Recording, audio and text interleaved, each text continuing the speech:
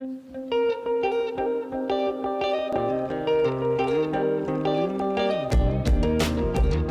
back once again to the Bible in Context. Where context is king and the original author's intent drives our interpretation. So what are we talking about this week, Caleb? Do we have the right version of the Old Testament? Are there multiple versions? Indeed. Indeed there are. We've talked a little bit about that already. Yeah.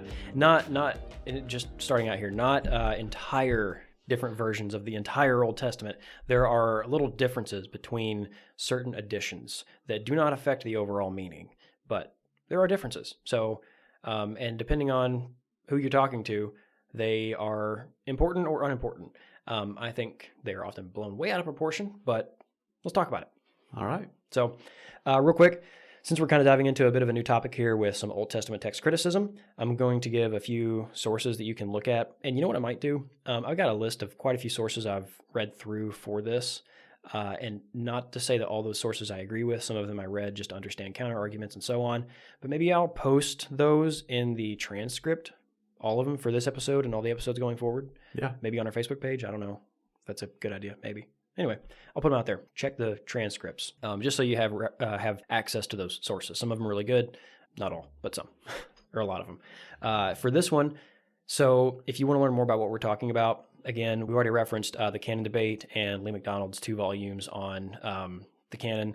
Go check those out. Also, free on Academia. Most of Emmanuel Tav's articles on this topic are on there, again, for free. So go on there and download just all of his stuff about, especially the Masoretic text. He has a lot about the Masoretic text in the Judean desert and in Qumran, and just other stuff about its relationship to the Septuagint and so on.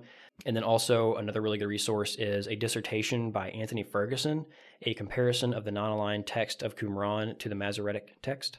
And then also Chaos Theory and the Text of the Old Testament by Peter Gentry. Excellent resources that we're going to reference throughout this, or at least use. So first thing we should do, and this might be a bit of a painstaking process, is go through the different text types we have that we use to basically check and translate our Bibles that we are reading every day.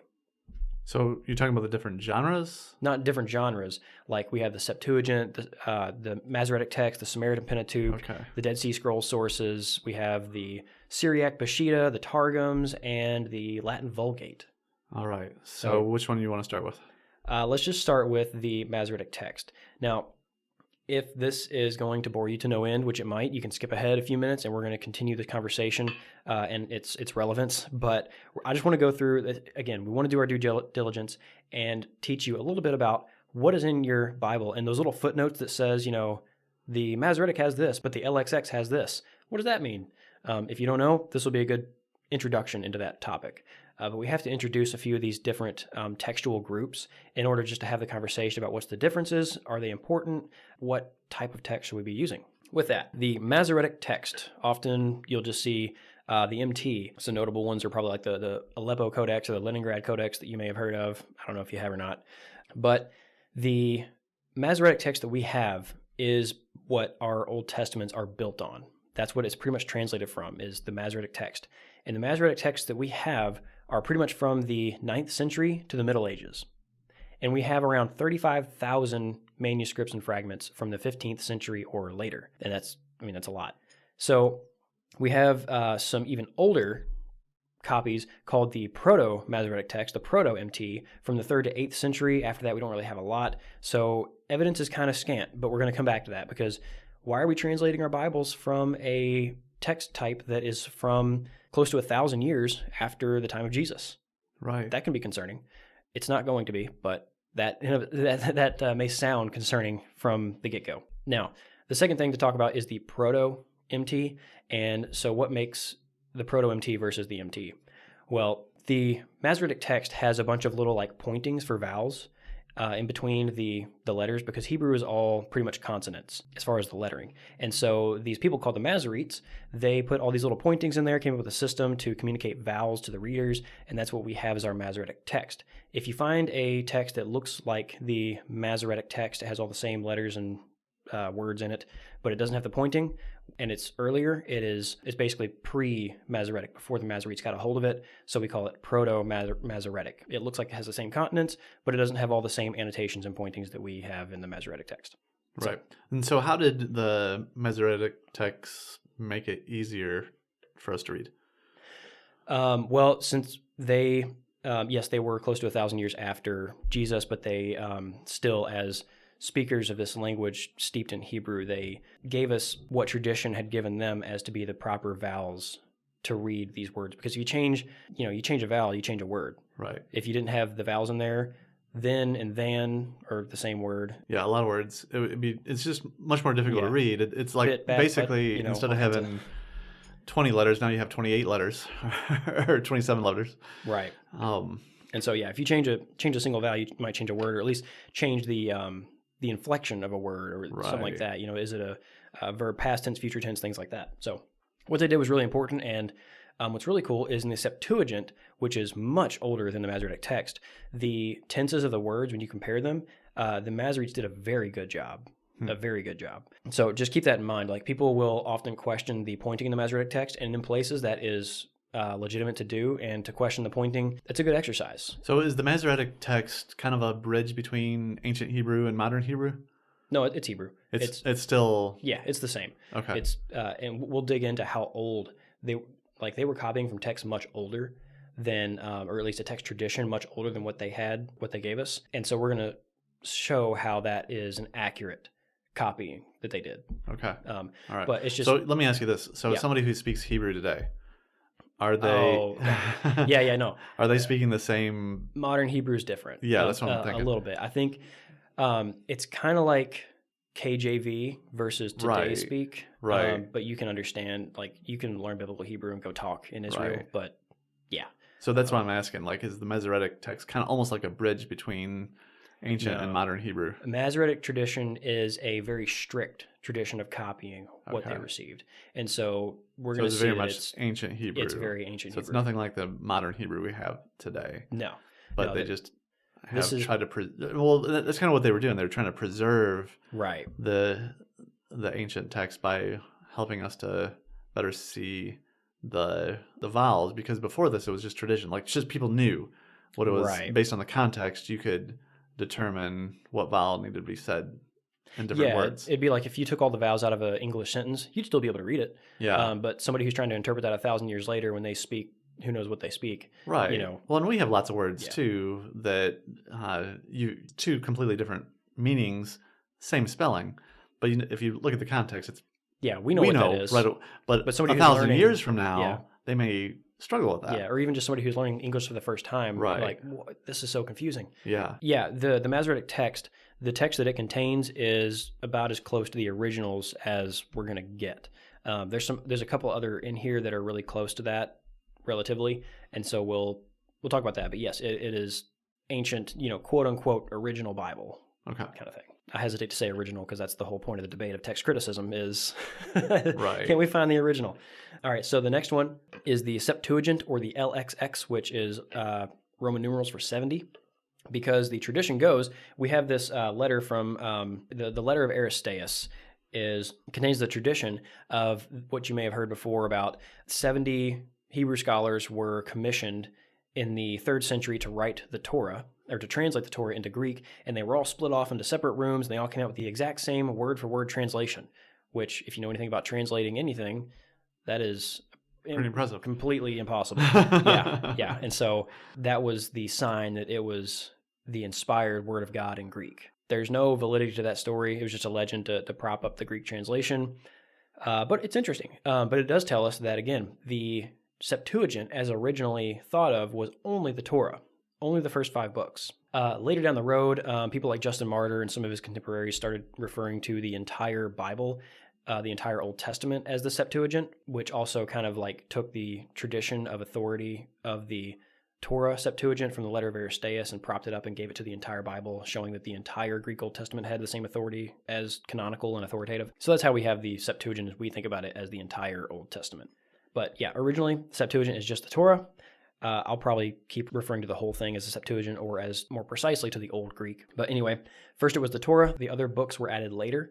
This translation comes from around 280 BCE to about 100 BCE. So the Torah was first, and the other books were added later. As you go, here's a question: What are some of the earliest Proto-Masoretic copies of manuscripts that we have? You're jumping ahead. Oh, are you getting that? We'll get there. Okay, sorry. No, you're good. All right, so we'll talk about that more when we get to the Dead Sea Scrolls. Okay.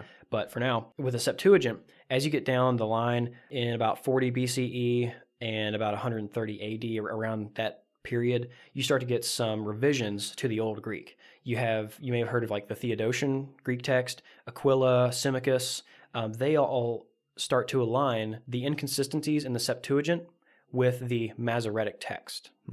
So that's kind of interesting that the Theodotian, Aquila, and Symmachus, they all hold the Masoretic text as the authoritative text. And this is back, again, around the time of Jesus, give or take, 50 years. Right.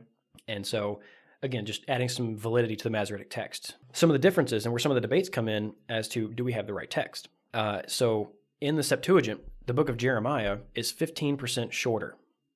And also Ezekiel is 4 to 5% shorter. Daniel and Esther, they both have additions that make the book longer.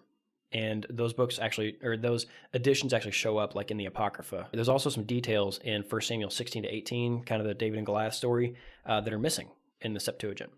And so what a lot of scholars think is that in the prophets, which are older, the Septuagint may have the original reading, the shorter reading may be original, and in the writings, the later books, the Septuagint has added, and the Masoretic text may have the older tradition. So we'll talk about that some more as we go. So now let's talk about wait, any questions? No, not this point. Okay. I know this is dry, I'm sorry, but I'm hoping this is informative. So the next one is the Samaritan Pentateuch, which is, again, the first 5 books. You've heard of Samaritans, right? Right. The Good Samaritan.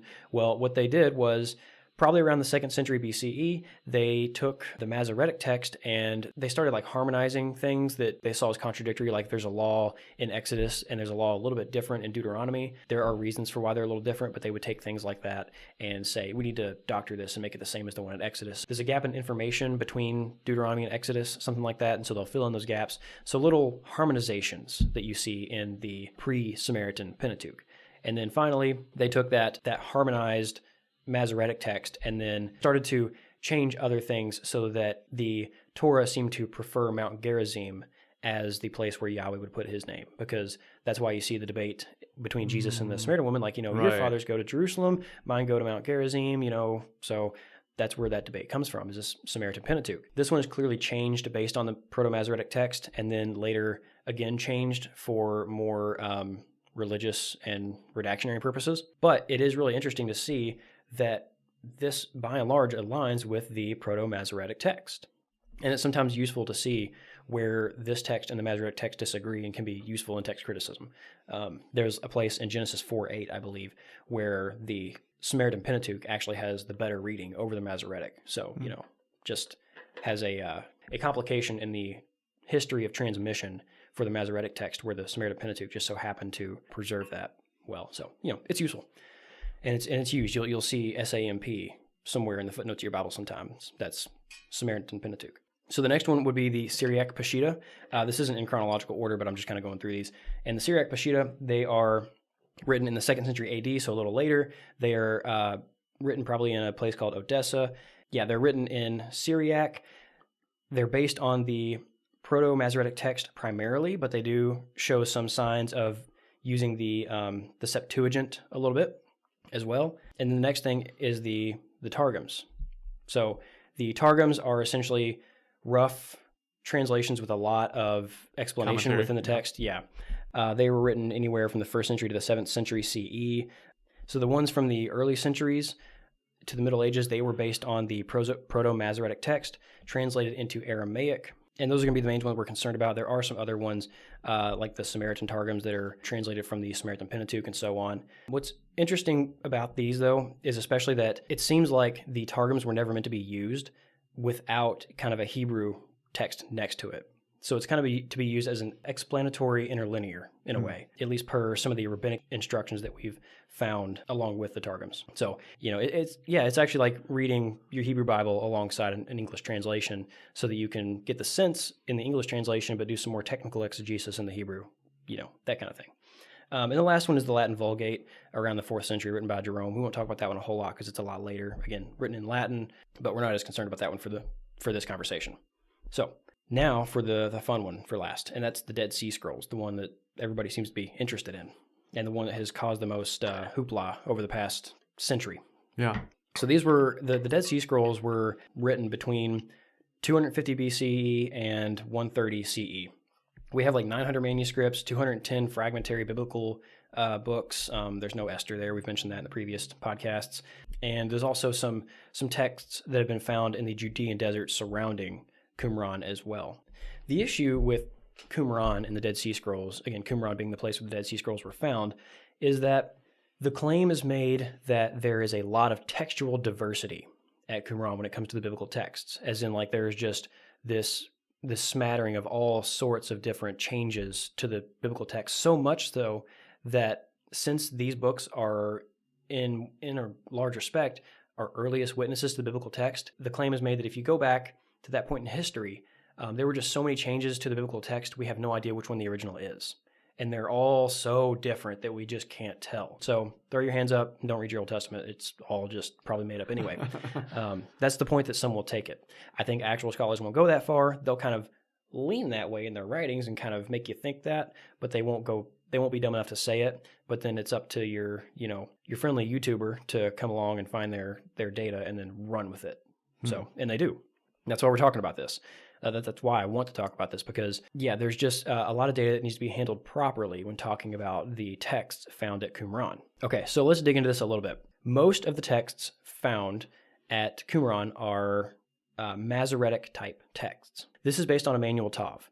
And Emmanuel Tav, he is the guy when you think of Dead Sea Scroll studies. Per his notes, and there's some later scholarship that's going to critique this, so first I'm going to go into what Tav says. Tav says that essentially the Torah texts they have, 48% of them are Masoretic text-like. 44% of the rest of the Bible is Masoretic text-like.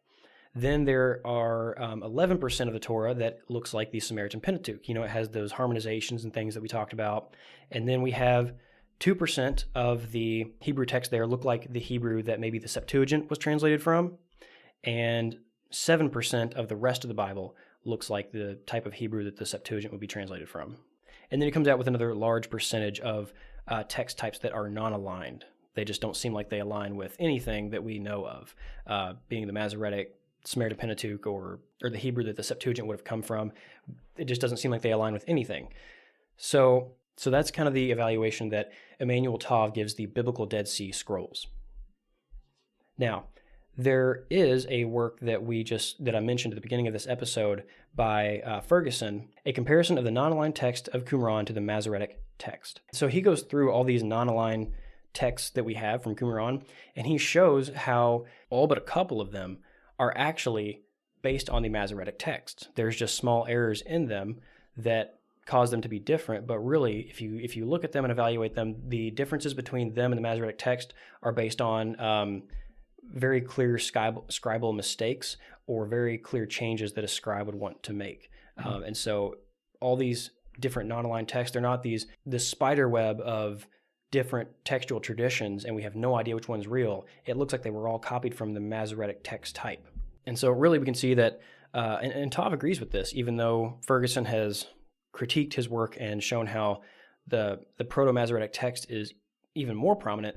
Tav notes that the Masoretic text type seems to be the most prominent by far in the Dead Sea Scroll collection and Qumran community, and beyond that. There's even some places in the around that in the Judean desert where all of them have Proto-Masoretic texts, and that's all that you find. And as they copy the lines out, some of the scribes, they were very strict in the way they copied, making sure they matched exact placement, lines, number of letters, things like that. And the columns and some of the poetic breaks that they make in the Psalms and things are the exact same that we find in the Masoretic text 1,000 years later. So they did a really good job in copying those texts. We only have small fragments of these Judean desert Masoretic texts, so it's really not much. But the comparison that we can see points to the reliability of the Masoretic tradition, which means that the 1,000-year later book that we use to translate our Bibles is very reliable, to as close to the original Bible as we can get. Yeah, so the Dead Sea Scrolls really affirmed or confirmed the reliability of the text that we have today. Yeah, and so you've got agreement there. By and large, the Septuagint will agree in a lot of places with the Masoretic text. We have, the Dead Sea Scrolls, Judean Desert.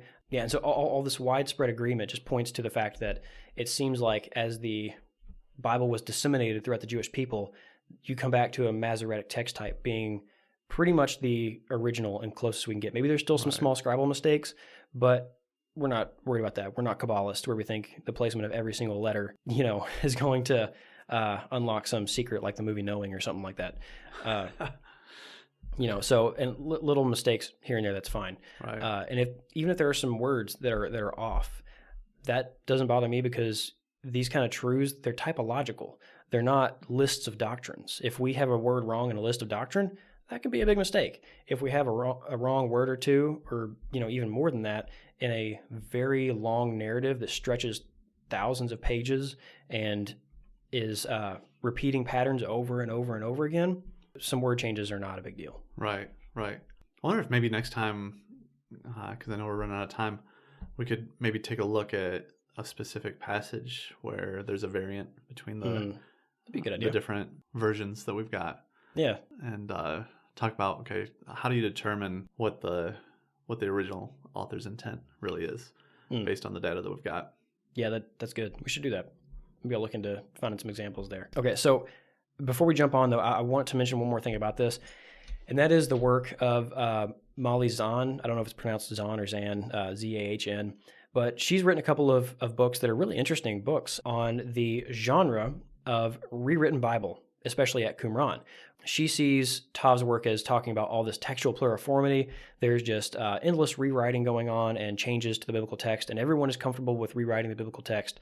And you even see, like in the Septuagint, again, there's some big differences that just point to the fact that people are just changing the biblical text willy-nilly, and they have no problem with that. Well, I think what, again, Tav has shown in showing that the Proto-Masoretic text was faithfully transferred from the Judean desert and even in Qumran in some places, that there were differences between very strict copying and very loose copying. Do you want to create an ESV or a CSB? Something very strict, or do you want something that's going to be more dynamic? Maybe in your particular community, you need to emphasize something for your community's understanding. So Peter Gentry, in his article, he talks a lot about that as well, about the different styles of translation and not translation, but transmission that you find. It doesn't point to all this textual pluriformity. Like at Qumran, they did rewrite Bible. They did take Bible passages and incorporate them into other stories, mash them all together, rewrite some things for basically make new works out of them. But what you don't find is just absolutely everyone taking the Masoretic text and just changing it willy-nilly. Like they do that, but there's differences and reasons for that. Right. It's not an endless chain of mass confusion and no central text. Right. It seems like we have loosely copied text for the sake of understanding, and we have strictly copied text for the sake of preservation. Right. Both of those are true. So the bottom line is we can have a lot of confidence in the text that we have today. Yes. Yeah. And even the rewriting and the pluriformity we do have is there for a reason, or is by and large traceable mistakes pointing us back to a Masoretic text core. Right. If you want to know more about that, again, I would go check out Peter Gentry's article, Chaos Theory and the Text of the Old Testament. Really good. He doesn't really address Molly Zahn's work head on, or like David Carr's work, which kind of references her as well. But he does take a lot of this on and show how, again, the Masoretic text is the central text of the time up to 200 years before Jesus. I mean, even just with that, I got to mention this while we're here. Tav also has another article on the relationship between the Book of the 12 in the Septuagint and the Masoretic text, and it seems like based on the mistakes that you see in the 12 minor prophets in the Septuagint, that it seems that someone was translating from the Masoretic text but didn't understand their Hebrew all that well. And so you have something as early as the minor prophets being translated, and it seems like it's got a Masoretic core. Right. There are plenty of books that, like, it seems like they weren't translated from the Masoretic text. Maybe there was some other harmonized text or changed text, or maybe they changed things themselves. We don't really know. There's not a clear genealogical relationship between the Masoretic text and the Septuagint that we can trace out. Again, Gentry goes over that in his work, and that is contra what some others have speculated about the relationship between the Masoretic text, where they think that the Septuagint came about because of like this transmission and small changes over time, and then you get to the Septuagint. So interesting stuff, man. Is it? He just went to sleep, by the way. No, it's good. Yeah. It's no, good. I know it's dry. It's just one of those things that we got to address. I feel like there's more to say. I didn't say everything I want to say, but right. The point is there's actual data that point us back to, from the earliest times we can see, there's a Masoretic core. And the changes that we do see are not substantial. And again, just even if you want to read the smaller versions of Jeremiah and Ezekiel in the Septuagint, it's not going to take a whole lot away. The same truths are found elsewhere throughout the books. So either way, I don't think it's something that should concern us. I agree. All right. Well, with that, I guess next time we can move into New Testament, unless there's more questions about this at some point. But yeah, I would like to go through and take a look at just a specific passage and right, and look at the differences between the variants. Okay. Yeah, we'll do that, and then we will move on to New Testament after that. That sounds like a plan.